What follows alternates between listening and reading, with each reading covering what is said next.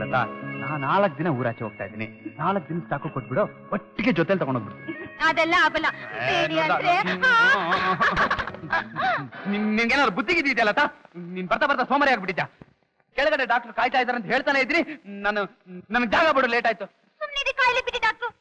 Doctor Kiran, ನಿನಗೆ 5 ನಿಮಿಷ time ಕೊಟ್ಟಿದ್ದೀನಿ. ಅಷ್ಟರಲ್ಲಿ ನೀನ್ ಕೆಳಗಡೆ ಬರಬೇಕು. ಇಲ್ಲ ಅಂದ್ರೆ ನಿನ್ನ ಬಿಟ್ಟು ನಾನು ಏರ್ಪೋರ್ಟ್ಗೆ ಹೋಗ್ತೀನಿ.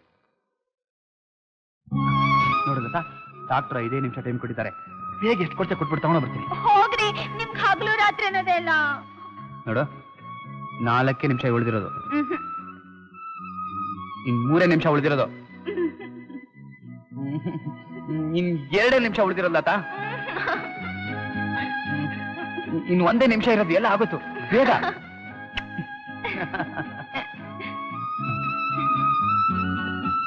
Doctor, I am ready. Latha, bye. ನಾನು ಬರ್ಲಾ? ಬಂದ್ಬಿಡಿಂದ್ರೆ. ಓಕೆ, ಹೋಗೋಣ ಡಾಕ್ಟರ್. ಬರ್ಸ್ಕೊ.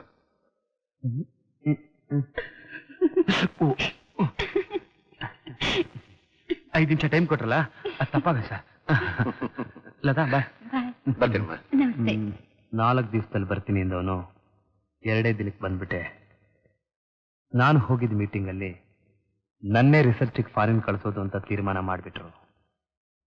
ಅದು ನನ್ನ ಹೆಂಡತಿ ಜೊತೆಯಲ್ಲಿ. ಆಗ ನನಗಾದ ಆನಂದ, ಸಂತೋಷ ಅಷ್ಟಿಷ್ಟಲ್ಲ. ಆ ಆನಂದನ ನನ್ನ ಹೆಂಡತಿ ಜೊತೆ ಹಂಚ್ಕೋಬೇಕು ಅಂತ ಮನೆಗೆ ಓಡೋಡ್ ಬಂದೆ.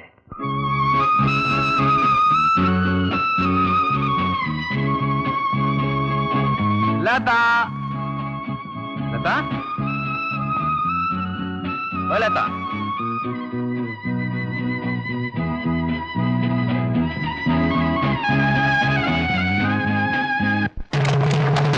ಲತಾ,